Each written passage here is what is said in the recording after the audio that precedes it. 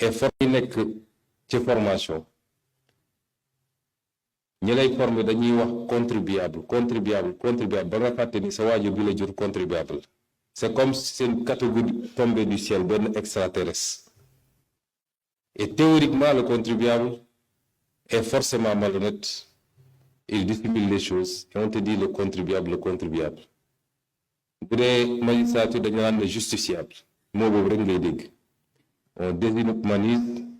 Et ensuite l'aspect cantonal de nos administrations qui fait que jusqu'à présent on n'a pas rompu le lien de la conception de l'administration coloniale ba ku fi dem ba ñu jox la benn cër rek da ngay tu regardes tout le monde de haut te loolu ci formation bi lañ ko war a rattraper.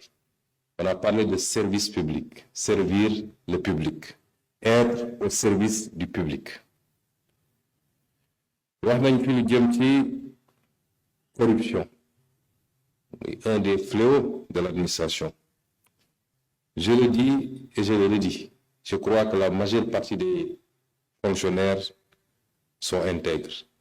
Pour avoir côtoyé beaucoup de fonctionnaires dans ma carrière, malheureusement, il y en a une bonne partie encore qui choisit la facilité. Et donc c'est un fléau qu'il faut combattre parce qu'en dehors de l'impact négatif sur la qualité du service public, il y a l'impact négatif sur le rendu, mais également les conséquences sur le plan économique qui sont désastreuses, et même sur le plan sécuritaire. Quand un véhicule n'a pas été bien contrôlé au niveau de la visite technique, parce que quelqu'un a glissé un billet, c'est les 20 morts qu'on déplore après, quand il y a accident de la circulation.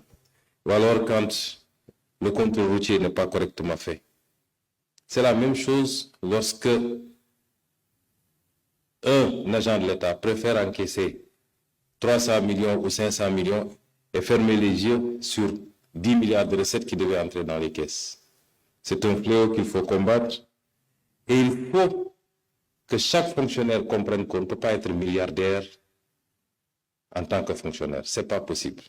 Quand on veut être milliardaire, il faut faire un autre choix, d'aller entreprendre en priant que le Seigneur mette sa bénédiction sur vos activités.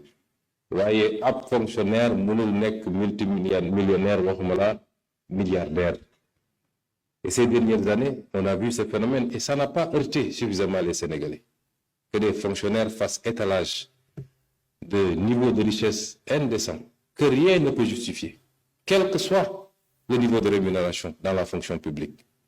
Nous sommes dans un pays où le président de la République, puisque ce n'est pas un secret, il a lui-même fait sa déclaration, le patrimoine perçoit moins de 5 millions de salaires. Le Premier ministre perçoit 4 millions et quelques de salaires. Les ministres ont moins de 4 millions ou 3 millions et quelques. Comment un fonctionnaire peut être multimillionnaire ou milliardaire dans ce pays? Ce n'est pas possible.